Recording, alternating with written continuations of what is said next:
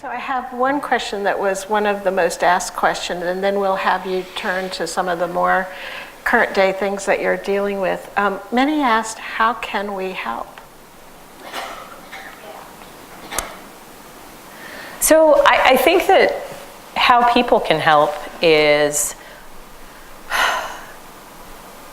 there is a level of divisiveness that I think has become so pervasive and so detrimental.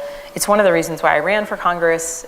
It's frankly one of the reasons why I won, that people have so frequently said that really the way we ran our campaign was enough to win a vote for someone who might not normally vote for a Democrat.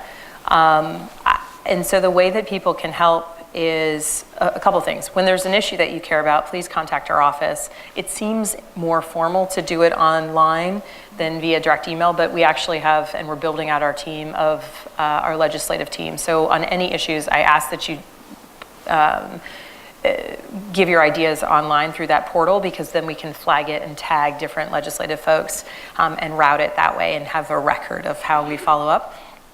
But I think in the day-to-day, wherever we can try and tone down the divisiveness and some of the rhetoric, and I'm a Democrat. I've always been a Democrat. I have very strong opinions about a lot of things, but I think that I also have a responsibility to talk about them in a measured and civil way.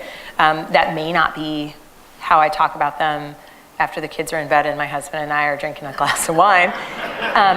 But I think out in the public sphere, so many of us, people who are business leaders or community leaders, or just who have a loud voice within their peer group, I think there's a lot that we could be doing to bring our larger community back together, and the conversation, the political discussion back to a place where it's a little bit less partisan and a little bit less angry.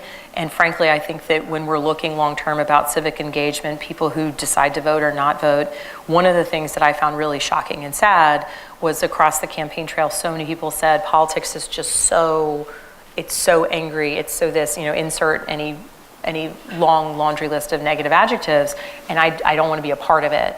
And I think that we as a country suffer when more and more people decide that they want to be outside of the political spectrum, because it's become this anger place where people just argue. So I think wherever we can take action to reclaim that and have conversations with people that we disagree with and say, listen, we're probably going to disagree about this, but let's at least kind of come to the table. And I'm not saying you have to have political conversations all the time, but I think wherever we can pull it back into a place of, we could agree to disagree, as opposed to we can never talk about politics because, it'll be a screaming match.